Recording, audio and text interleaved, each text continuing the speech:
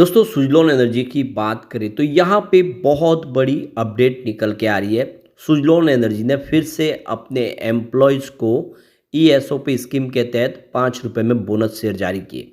लगातार हम देख रहे हैं कि इस समय सुजलॉन अपने एम्प्लॉयज़ को बोनस शेयर दिए जा रहे हैं और ये बहुत समय के बाद हुआ है। पिछले कई सालों के बाद एम्प्लॉयज़ को आखिरकार में इस बार कंपनी ने बोनस शेयर देने शुरू किए।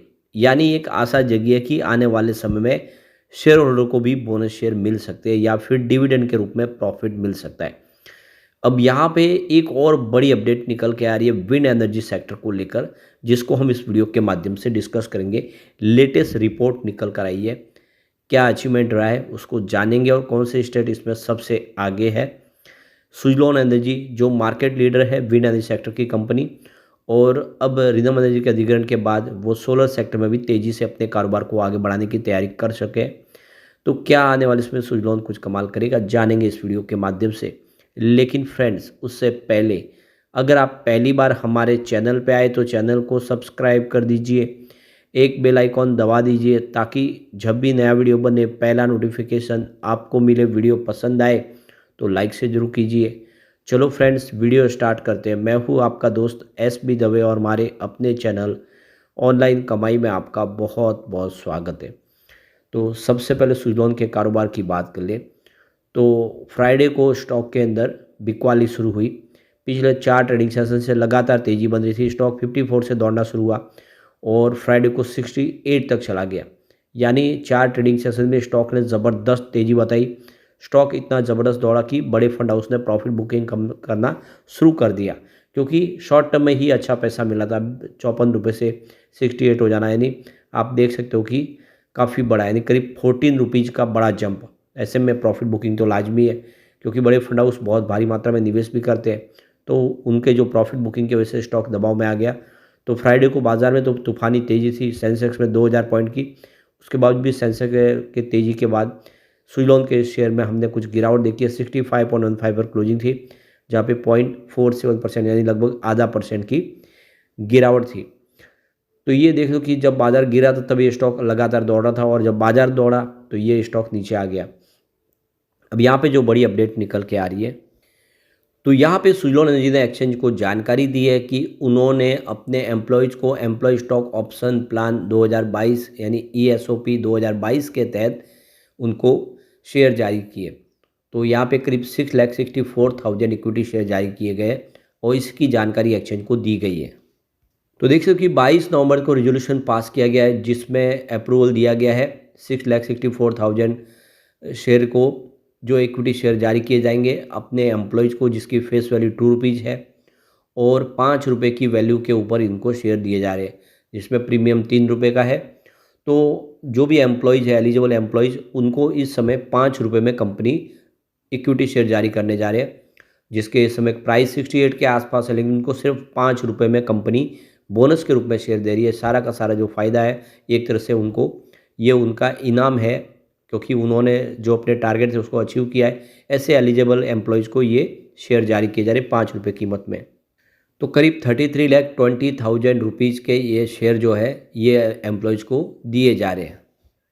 तो अब आशा जगी है कि कंपनी डिविडेंड दे सकती है, क्योंकि ये CFO हिमांशु मोदी ने भी कहा था कि जल्दी हम डिविडेंड देने के बारे में फैसला करेंगे। अब कंपनी प्रॉफिट में आ चुकी है, कर्ज मुक्त भी हो चुकी है और लगातार अच्छे ऑर्डर प्राप्त कर रही है। कंपनी ऑर्डर बुक मजबूत है, तो अब ये हो सकता है कि डिविडेंड मिले और बोनस की अपेक्षा तो अभी दूर है शेयर होल्डर के लिए। तो अब यहाँ पे जो बड़ी अपडेट निकल के आ रही है, मैरकॉम इंडिया रिसर्च की तरफ से नई रिपोर्ट जारी की गई है, जिसमें कहा गया है कि इस बार जो इंडिया की विंड एनर्जी है वो 706.5 मेगावाट के आसपास रही है इंस्टॉल कैपेसिटी Q3 2024 में, जिसमें 72% की ईयर ऑन बेसिस पे वृद्धि देखने को मिली है, क्योंकि पिछले साल सेम क्वार्टर में देख सकते हो कि 411.5 मेगावाट के आसपास थी। तो काफ़ी बड़ा अचीवमेंट रहा है, यानी देख सकते हो कि 72% की ज़बरदस्त वृद्धि हुई है, काफ़ी बेहतर। तो सरकार ने देख सकते हो कि यहाँ पे रिन्यूएबल एनर्जी परचेस ऑब्लिगेशन लागू किया है, जिसकी वजह से ये लगातार इंस्टॉल कैपेसिटी बढ़ रही है। लेकिन क्वार्टर ऑन क्वार्टर बेसिस पे यहाँ पे देखें तो 769.9 मेगावाट के आसपास थी Q2 में, उस हिसाब से 8% की गिरावट देखने को मिल रही है, यानी पिछले क्वार्टर के मुकाबले इस बार क्वार्टर बेसिस पे कुछ कमी रह गई है। तो इसके पीछे रीज़न ये है कि ग्रिड कनेक्टिविटी में डिले रहे हैं। इसके अलावा जो limited availability of transmission infrastructure, land acquisition की प्रॉब्लम, ये सारी बातें हैं जिसकी वजह से ये कमी रह गई है। अब इसमें जिसने लीड किया है वो है गुजरात स्टेट। गुजरात स्टेट ने 356 मेगावाट की कैपेसिटी इंस्टॉल की है और बाकी 350 मेगावाट है उसमें तमिलनाडु का 253.2 मेगावाट का हिस्सा है और कर्नाटका में 94.8 मेगावाट की नई कैपेसिटी ऐड हुई है। महाराष्ट्र में 2.1 मेगावाट की नई कैपेसिटी ऐड होती हुई दिखाई दी है। तो गुजरात इसमें सबसे आगे रहा है। इंस्टॉल कैपेसिटी में देखें तो गुजरात हाईएस्ट लेवल पर है विंड एनर्जी में, जहाँ पे 12.2 गीगावाट की इंस्टॉल कैपेसिटी है। तमिलनाडु की 11 गीगावाट की कैपेसिटी है, जबकि कर्नाटका की 6.6 गीगावाट इंस्टॉल कैपेसिटी है। महाराष्ट्र की बात करें तो 5.2 गीगावाट की यहाँ पे इंस्टॉल कैपेसिटी है और राजस्थान भी लगभग उसी में है। तो ये टॉप 5 स्टेट है।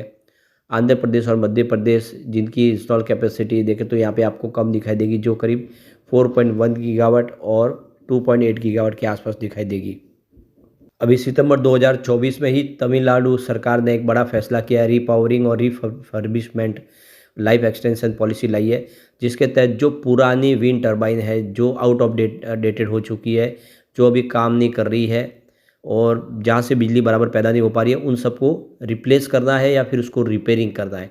अगर टर्बाइन ख़राब है या फिर बैटरी जो ख़राब है उसको बदलना है, उसकी लाइफ को एक्सटेंड करना है। तो अब ये जो पॉलिसी लाई गई है इसका फ़ायदा सुजलॉन को हो सकता है, क्योंकि सुजलॉन बहुत अनुभवी और बहुत पुरानी कंपनी है और काफ़ी विंड टर्बाइन जो उन्होंने खुद ने इंस्टॉल की है 1990 के आसपास। ऐसे में वो सारी अब आउटडेटेड हो चुकी है, बिजली का निर्माण उनसे बराबर नहीं हो पा रहा है, तो वो बदली होगी। तो सुजलॉन के लिए एक बड़ी अपॉर्चुनिटी है। ऑलरेडी सर्विस मेंटेनेंस के काम में कंपनी सबसे आगे है, तो ये एक बड़ा अपॉर्चुनिटी इस समय दिखाई दे रहा है। सुजलॉन आने वाले समय बेहतर कर सकता है। यहाँ पे अगर हम इसके जो इस समय एनालिस्टों की राय को देख ले सुजलॉन को लेकर, तो देख सकते हो कि यहाँ पे 5 एनालिस्ट हैं जो इस समय कवर कर रहे हैं सुजलॉन को। तो स्ट्रॉन्ग बाय की रिकमेंडेशन करने वाले 2 एनालिस्ट हैं। 1 वीक पहले एक था और 1 मंथ पहले भी देखे तो 2 थे। तो फिलहाल से वापस 2 हो गए, जो एक वीक पहले एक था। स्ट्रॉन्ग बाय की रिकमेंडेशन करने वाले 2 हो गए। बाय की रिकमेंडेशन करने वाला एक एनालिस्ट है जो लगातार बना हुआ है 3 महीनों से देखे तो वो उनकी अपनी राय एक जैसी ही है। होल्ड की रेटिंग देने वाले फिलहाल यहाँ पे 2 है, जो 1 वीक पहले 3 थे, अब उसमें एक कम हो गया है और लेकिन उससे पहले 1 महीने पहले भी 2 ही थे। तो इस तरह से जो एक एनालिस्ट है, अब देख सकते हो कि जो अब होल्ड की रेटिंग है वो स्ट्रॉन्ग बाय की रेटिंग देने लगे हैं। तो इस तरह से 5 जो एनालिस्ट है वो इसमें ख़रीदारी की सलाह देने वाले हैं। सेल की रेटिंग देने वाला यहाँ पे कोई नहीं है, स्ट्रॉन्ग सेल की रेटिंग देने वाला भी कोई नहीं है। तो 5 एनालिस्ट है जो पाँचों के पाँचों इसमें खरीदारी की ही सलाह दे रहे, वो एक शुभ संकेत है सुजलॉन के लिए। ऐसे में आने में सुजलॉन कमाल कर सकता है। लेकिन फ्रेंड्स, कोई भी इन्वेस्टमेंट करने से पहले अपने फाइनेंशियल एडवाइजर से एडवाइस ले ले या अपना खुद का रिसर्च करें, क्योंकि मैंने वीडियो आपके एजुकेशनल पर्पज़ के लिए ही बनाया। वीडियो पसंद आए तो लाइक से जरूर कीजिए और चैनल को सब्सक्राइब कर दीजिए। Thank you friends.